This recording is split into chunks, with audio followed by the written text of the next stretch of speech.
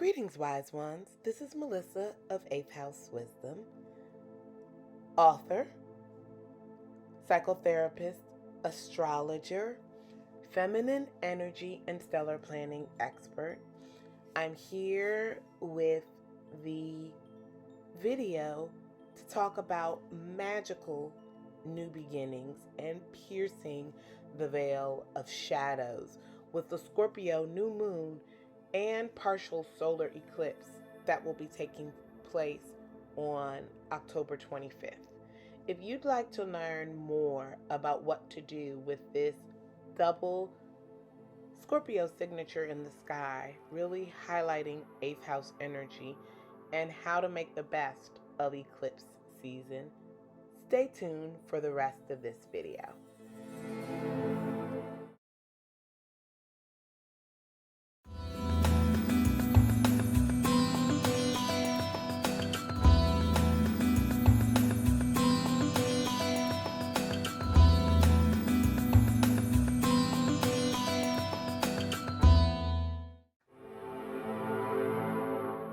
So,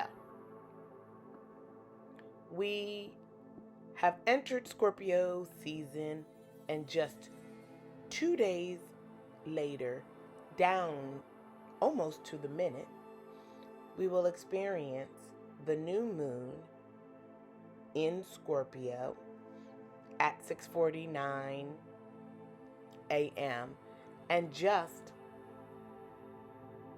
a moment before, literally a minute before, we'll be experiencing the partial solar eclipse. That's when it will be exact for time on the eastern seaboard.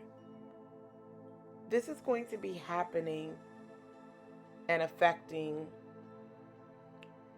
the second degree of Scorpio, which means that anybody who has planets or placements from 0 to 10 degrees would be feeling a strong pull, not only with this new moon, but the solar eclipse energy. Really long-term adjustments are going to be made because there's going to be a strong emphasis on 8th house issues: intimacy, power, control, money, the life cycle, sex,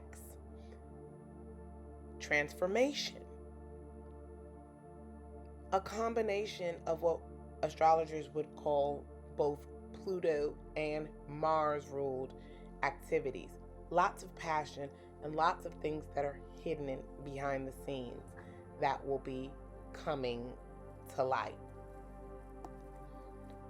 This video is going to be focusing us on how to best use the transformational energy that comes naturally with a Scorpio new moon, and what to do with the added signature of the solar eclipse to really make the best of the next 2 weeks, and to make note of the eclipse pattern being established here,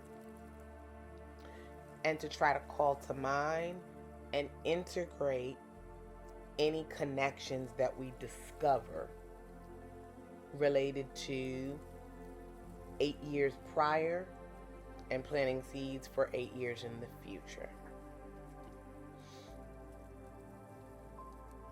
You know, I'm loving all of these 8s being in 8th house wisdom. And again, as a Scorpio sun, and my business is a Scorpio sun, I love focusing on this. This new moon is really about piercing the veil and uncovering the things that we are hidden or have been hidden. We're firmly in the shadow season, so we need to take a look behind the curtain, what's under the foundation, what we've shoved in the drawer, put in the back of the closet. We usually have an avoidant attitude about that, but that's what Scorpio time of year is for. It's to highlight and give us the kind of energetic match that helps us take a look under the hood and really be able to understand that. The beauty of what's happening with this new moon is that the solar eclipse that's happening with it creates more potent energy. It means that what we uncover during this particular period of time is really going to have deep legs. And it's also the start of the November lunar wisdom cycle, where there's going to be a really big focus on death and rebirth, spirituality and philosophy, travel and expansion. We are going to be moving through a fixed cycle throughout this lunation. The new moon in Scorpio, first quarter in Aquarius, full moon with another eclipse in Taurus, and our last quarter moon in Leo. The things that we're going to be taking a look at when we see under the hood, they're going to be the things that I used this with a client recently that we've almost grandfathered in. These are going to be the beliefs, habits, and ideas that we just feel like have been there since time immemorial. We do not question why they're there. We do them religiously and devoutly. They are anchors in our lives. And this new moon and its transformational ability are asking us to take a look at the things that we just do simply out of habit or out of a widely held belief that doesn't necessarily support the internal belief or way of being we desire in our lives. And a lot of us have that. And the reason that we don't stop the behavior is because the cause and effect of those actions are often hidden from us. So Scorpio season is a time to both keep secrets and reveal secrets. It's a time where you can do a lot of revelation and where we can uncover, as we're saying, a lot of the stuff that's hidden. It's also a time where things get hidden in order to support. Because sometimes knowing isn't always the best thing. And I know that flies in the face of what most of us believe, but sometimes it can be detrimental to know something. It can throw you off course. It can cause you to do things that you wouldn't do if you were in the blissful ignorant state, right? And so this new moon is going to conjunct with Venus as it moves into the sign. So there's going to be added focus on money, finance, and love themes, especially since Scorpio's traditional ruler is Mars. So that's a cosmic lover stance in the sky. It's going to give us a lot of energy to want to follow our passions, investigate to kind of get breakthroughs. We will be getting in touch with our obsessions because Scorpio energy is intense. We're going to probably have that which is toxic or dramatic come into full view as an opportunity for us to make decisions about what we keep in our life. And there are going to be absolutely unexpected directional shifts because when a new moon and a solar eclipse happen together, the energy is supercharged. This solar eclipse is the fourth eclipse in the series that started in November 2021. And I actually have a class on the Wisdom Beacon about this that really talked about the kickoff of this overall energetic portal, opening up into Taurus and Scorpio lunar nodes, and that money and security and power and sex axis. So we're working a lot across that give and take for these 18 months or so. Eclipses have about a 6-month signature, and 6 months ago we experienced a total full moon eclipse in Scorpio, and would have had the ability to release a lot of things coming to us. And so this new moon solar eclipse, because solar eclipses are about great beginnings, will help us to pick up some of the pieces and make changes and adjustments, pivoting from seeds or things that were established then. This is also similar in energy, and the eclipse happened on the exact same degree 8 years ago on October 25th, 2014. So, eclipses also not only work in 6-month cycles, is their short-term range, and 8-year cycles are their longer-term range. And so you may see some themes come into play related to what was going on in your life 8 years ago.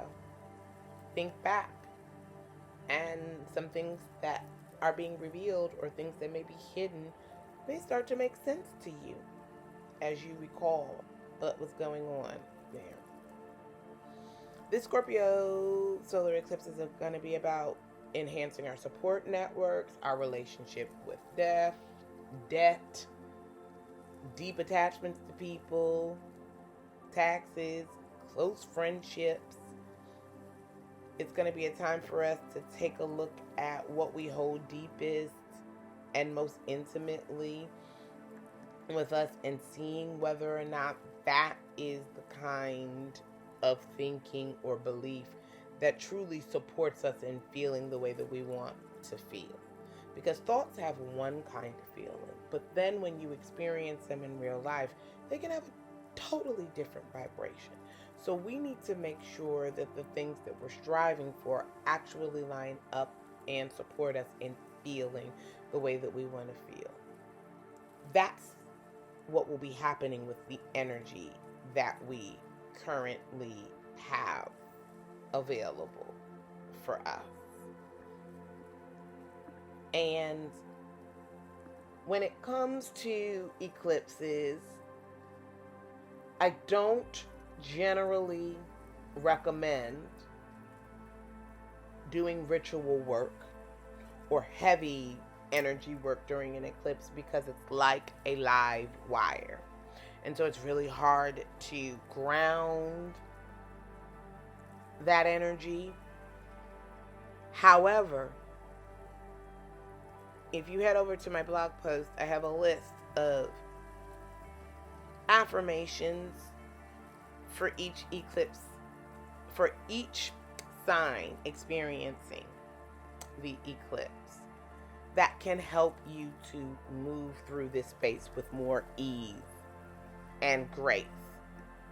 It's also where I break down, again, aspects of the lunar wisdom formula, so that you will know, either according to your rising sign or your sun sign, what house is going to be getting activated within you.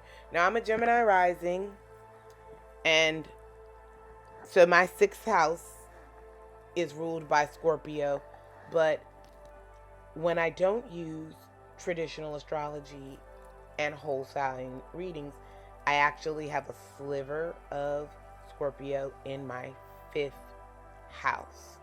And so the degree of this eclipse will be happening in my 5th house. So I'm reading a combination of understanding that this will both be impacting my body wisdom, physical health, work, service, personal development, and my environment and anything related to children, creativity, pleasure, romance, dating, sex, the arts, play, and fun. So I know that those two areas will be highlighted over this week and over the next 6 months moving forward. And that's how I'll be working with thinking about the connections from 8 years ago. And 8 years ago, I was stepping into a leadership position with children. And I was actively creating a brand new school, and pretty much something that had existed from nothing. Simultaneously, when it comes to my health, I was plummeting into a lot more stress, a lot more difficulty, discovering fibroid issues and experiencing a lot of fatigue and even greater increases in becoming sick that resulted in a diagnosis of adrenal fatigue almost 2 years later. So that's one of the ways that, again, I'm applying what we talk about here to bring about a really deeper understanding simply through following and tracking the moon and tying together pieces of information as it relates to the dates and the energy signature. And that's one of the beauties of astrology, because you can get really specific with timing when it comes to astrology. And once you are able to see things in this way, you can start laying the track work and pulling things together. It's, I find it absolutely fascinating. And the deeper I go, the more it enhances my ability to feel the way that I want to feel in the future. This, to me, is the power of processes like stellar planning and applying the lunar wisdom formula, right? That is how we use all this esoteric, airy-fairy stuff about astrology in the most practical way, which says a lot about me and my Scorpio self being 6th house energy too. I like it practical, right? I want to practically apply this in our lives so we get good results, deep results, but good results. So I want to leave you with just a few questions and journal prompts to help you to set some loose intentions, right, for this energy. Because again, I don't recommend ritual. I don't recommend charging crystals. What I do recommend is being with yourself. That's going to yield you the greatest feedback that you can get. Because if you sit still with this new moon, what is hidden in you will become available. So, some things that can really help you transform and activate your inner magician energy, which is the archetype of Scorpio, the magician or the alchemist, are: what aspects of myself do I submit to the fires of change this month? Which of my worries are ripe and ready to be transformed into something beneficial by my super conscious knowledge and action? How and where am I in the process of metamorphosis? Underneath all of my personas, positions, responsibilities, who am I really? And what matters to me now? What does my feeling and emotional self need? And then last but not least, I want to implore you to draw or imagine or vision yourself as the brilliant magician and alchemist that you are. And do that in a full-bodied way so that you can really reap the benefits of the transformation that is on our way. It's on its way to all of us during this time. And just before recording this video, I was taking a walk outside and got the most beautiful confirmation of transformation, which is a monarch butterfly. This is their time of year, Scorpio time of year. They're highly associated with Dia de los Muertos because of their history in Mexico, but also because it's yet another being that transforms clearly into 4 stages, and each time it goes from egg to caterpillar to chrysalis to butterfly, and each stage is wonderful and beautiful. And we also have that ability right now to go through our transformational life stage, and the new moon energy that we are talking about right now can definitely help bring that into the fore for us. Add in the solar eclipse and we're going to be there. I expect to see lots of global events happening with world leaders, people stepping down, hidden things coming to the fore. That will all happen in the fray. Discussions about depressions, recessions, all of those things are also scorpionic.